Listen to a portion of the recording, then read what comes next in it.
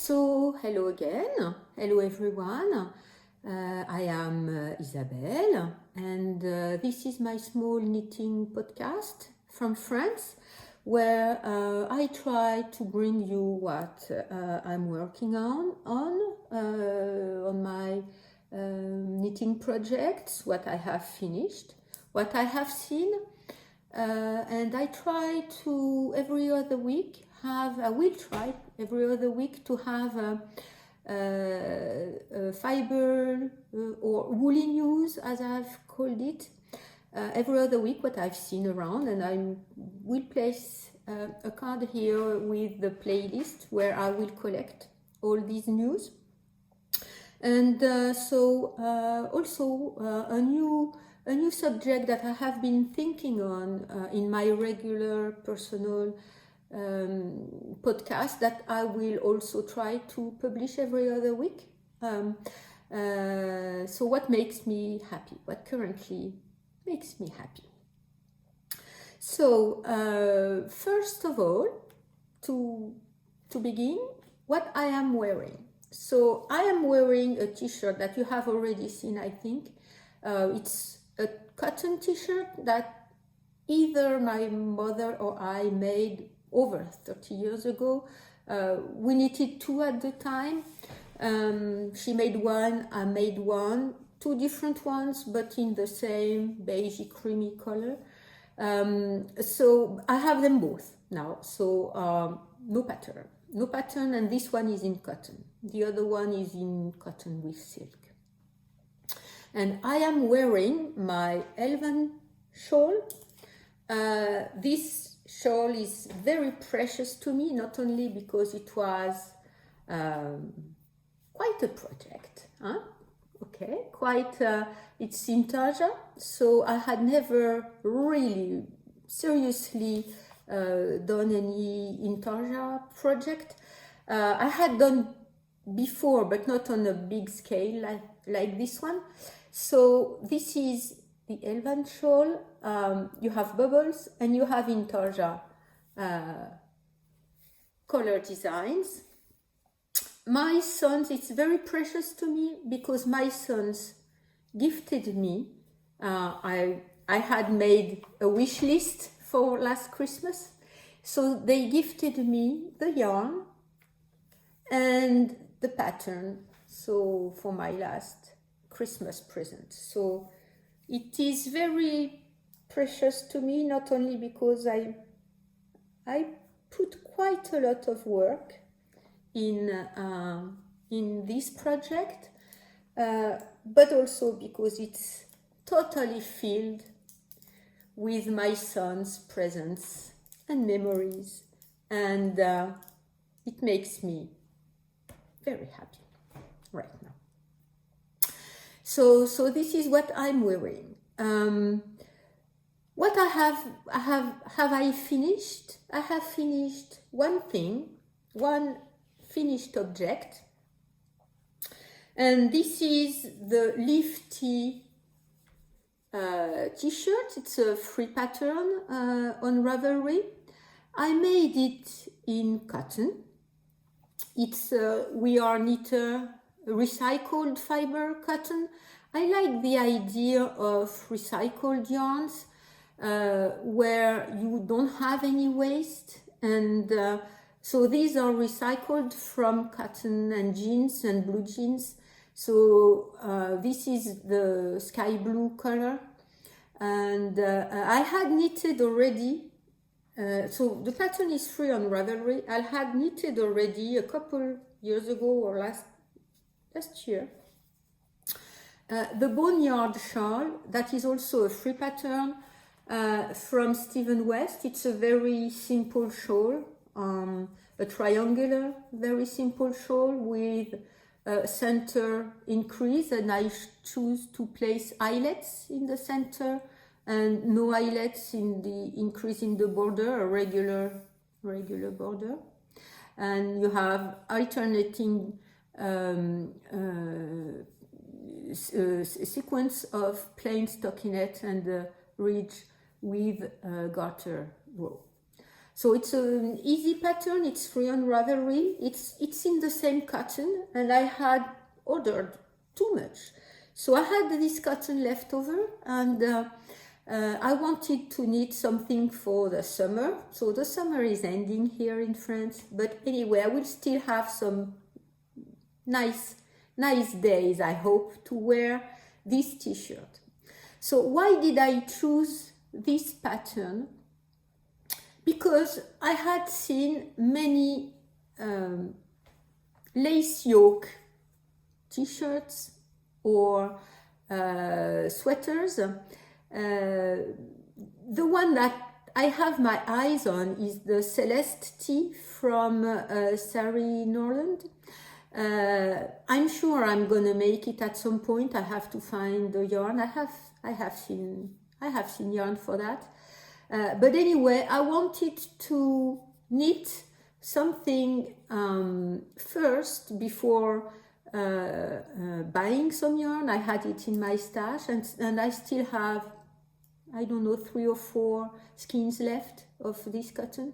So something that I would try and knit a yoke t-shirt, or and I can imagine what a yoke sweater with a lace yoke would how it would fit me, and how I would like it before I invest in some yarn, and of course in the pattern, but that's not the question. So my experience is that I liked it. I like to wear it. I like the way it fits me. So I think I'm gonna make one day. What I've done is that the first time around I tried to block. I did not try. I blocked it. I blocked this t-shirt, and it was so damp, so humid and cold. It took many days to dry out, and unfortunately, you know how it goes when something takes a long time to dry out. It had some kind of smell. So I blocked it to open the lace pattern, and then I washed it again in the washing machine with my regular load of light colors, because it had a very unpleasant smell. Anyway, I like it, so you have both sides. It fits me. It fits me. So, and you know, I'm a bit busty, so it's not always, not everything fits me. So I wanted to see how this fitted me, and so I think I will make the Celeste t-shirt or sweater, I do not know, at some point. Okay, so this is what I have finished. It's all I have. So I'm gonna now talk about what I've been working on. So, you know, I've been working on a shawl for my mother. It's almost finished. I have no pattern, and I've showed you the Fishbone shawl from Stephen West, and I've sort of my inspiration came from this Fishbone pattern, the way you cast on, and the idea of repeats of either garter or lace that I found in some of my books, and a center increase with yarn overs. So that's the center. So it's going to be a triangle shawl, and I used 2 types of mohair from the little mohair farm I visited, and I'm gonna attach in the card the podcast I made about it when I visited this summer. So there is some regular mohair and some booklet mohair where the fibers are not combed the same way and they form little loops. So what I decided was to make the plain stockinette sections between garter rows with the booklet mohair, and with the regular mohair to make some lace sections. And I'm knitting the shawl on number 8 8 millimeters needles. So this is the first lace section, another booklet in plain stockinette, a second lace pattern. So I also tried patterns for myself.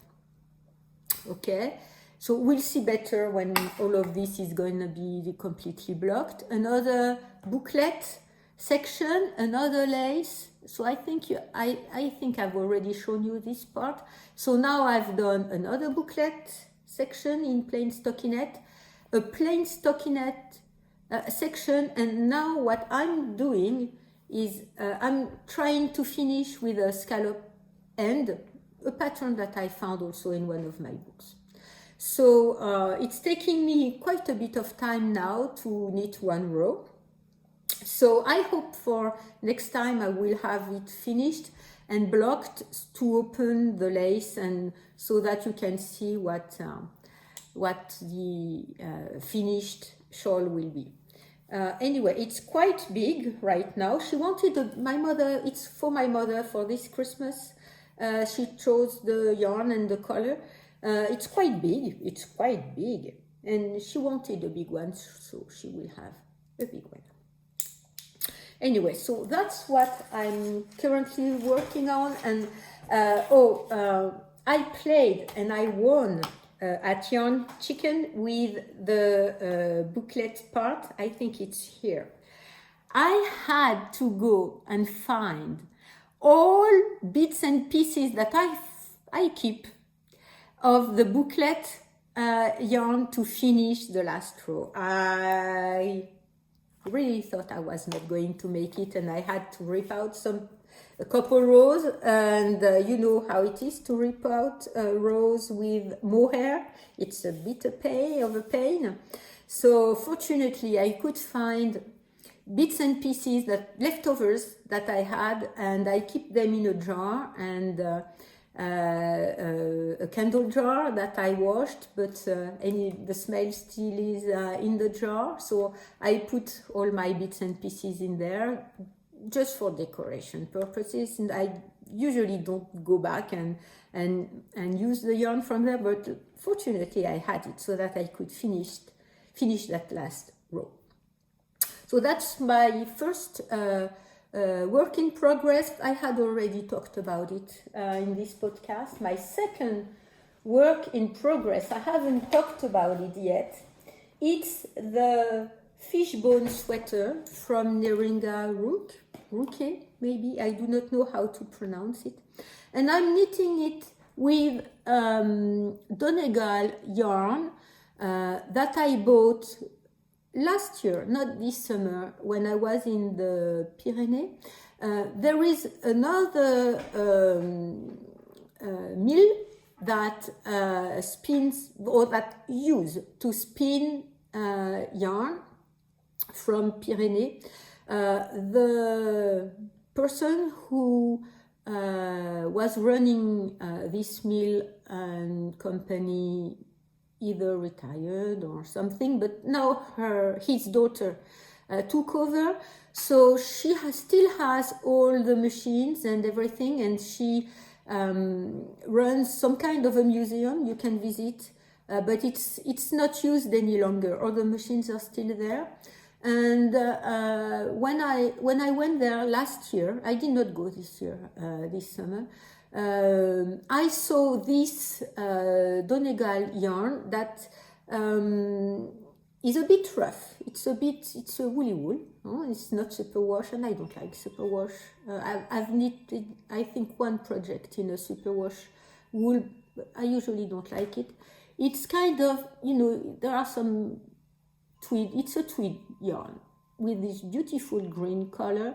So she doesn't spin and make yarn from the local ships any longer, but she sells yarn from several different places. So I went there, I saw this, I bought two types of yarns. So this one is kind of a tweed. It's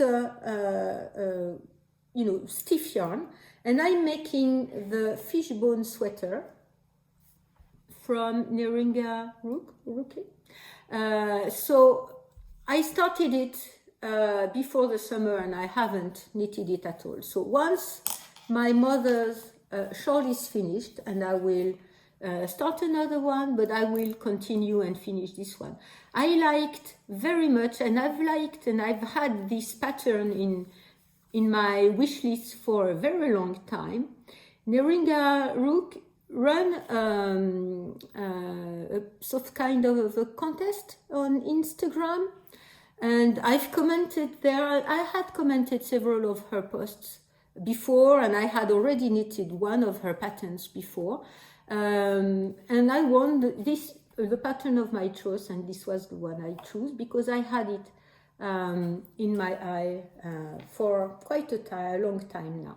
So I will once I've done the shawl, I will take on continuing and finishing this sweater for later in the year when the weather is a bit colder. Okay, so what I want to talk about now is books that I have bought or that arrived since last podcast. So the first one I pre-ordered this summer, and it arrived couple days ago. It's the Ganze Knitting source book. I already have a Ganze source book. It's an older one. It's all in black and white with smaller prints, smaller patterns. It's very difficult for me to see now.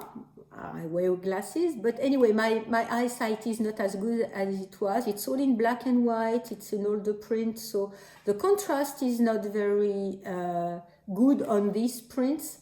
So I have a bit of difficulty to read the charts, and so I've tried already. But when I saw a more modern version of this Ganze knitting, I decided I was going to buy it. So I bought it. It was from Yarn Tribes in London or near London, and I will put some information if I'm wrong. So it's in the UK anyway. So when I ordered it, I paid for taxes and I paid for shipping, of course. But something that I had never had before, so I will have to check what happens now, with the European countries and UK not being in Europe anymore. Maybe it's that for that reason. I had to pay an additional fee when I had to go get the book. So at my post office. So I was a bit, disappointed. But anyway, I like this book very much.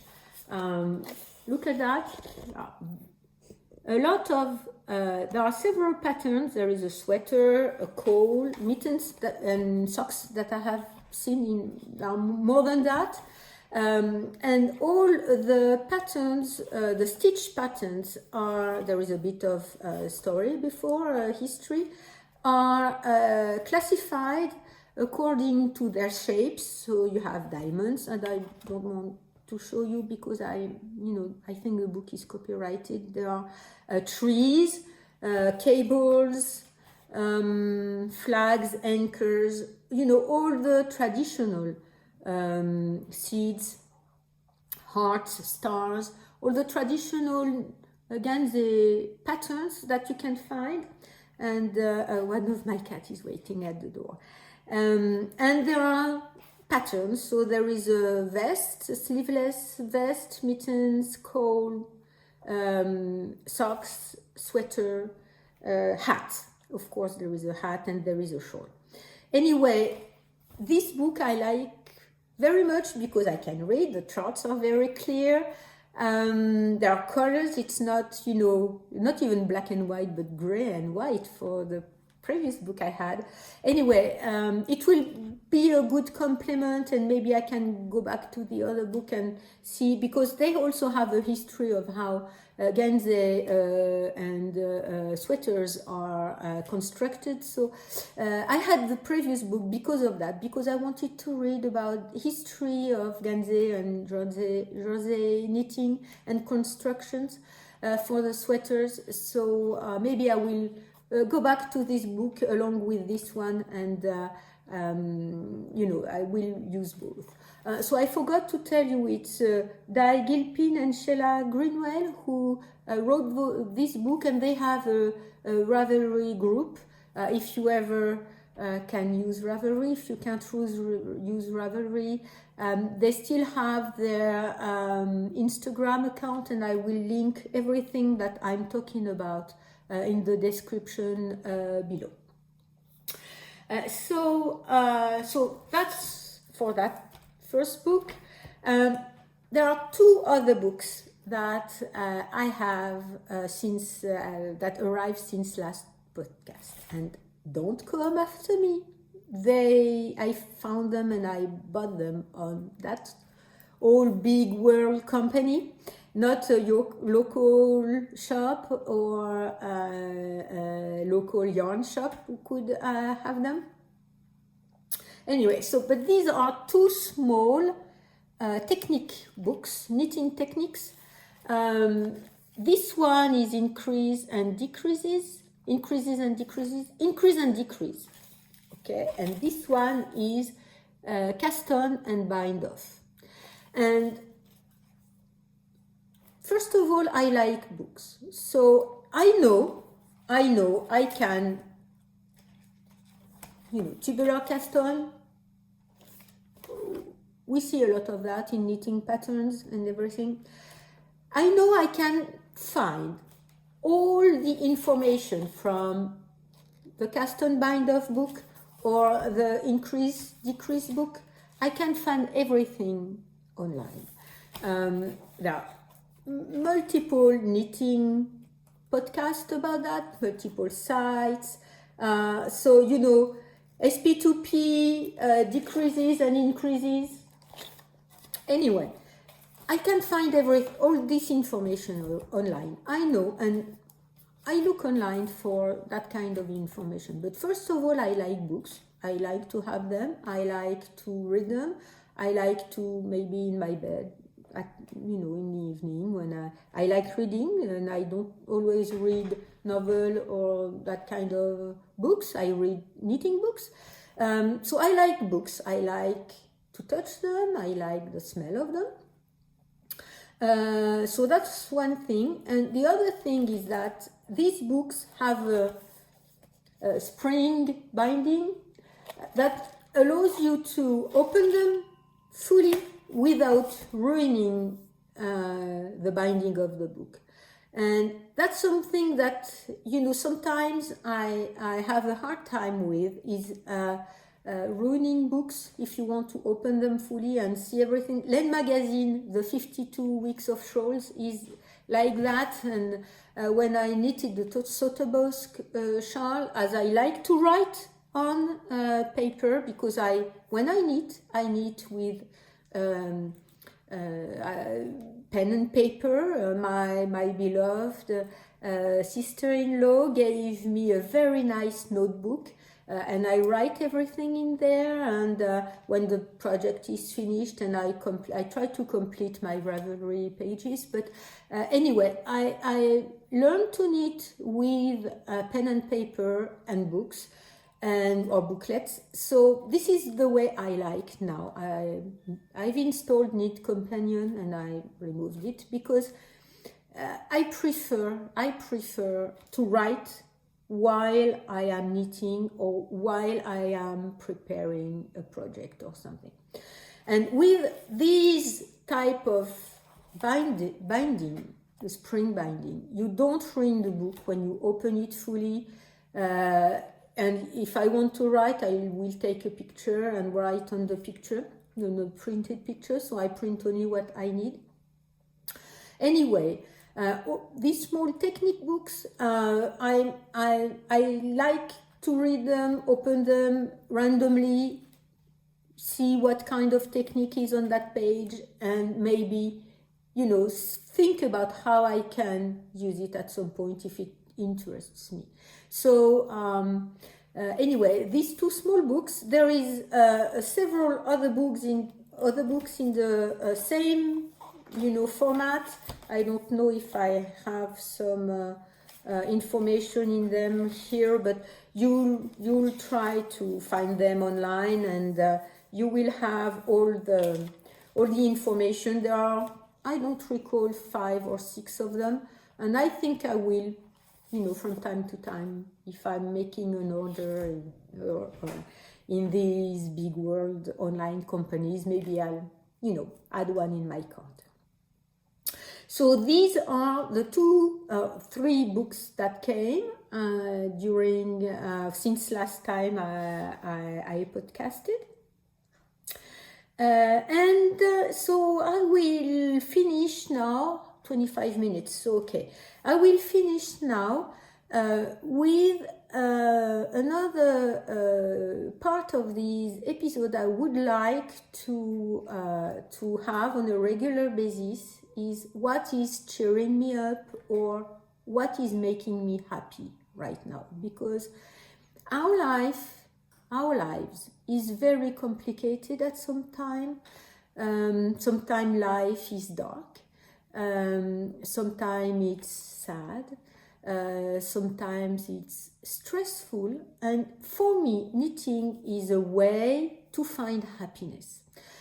So if it's the same for you, please comment below and tell me what is making you happy right now, because it's always a good thing to center ourselves on what is making us happy, even if life is difficult and sad and dark and stressful. So what is making me happy right now is the yellow color.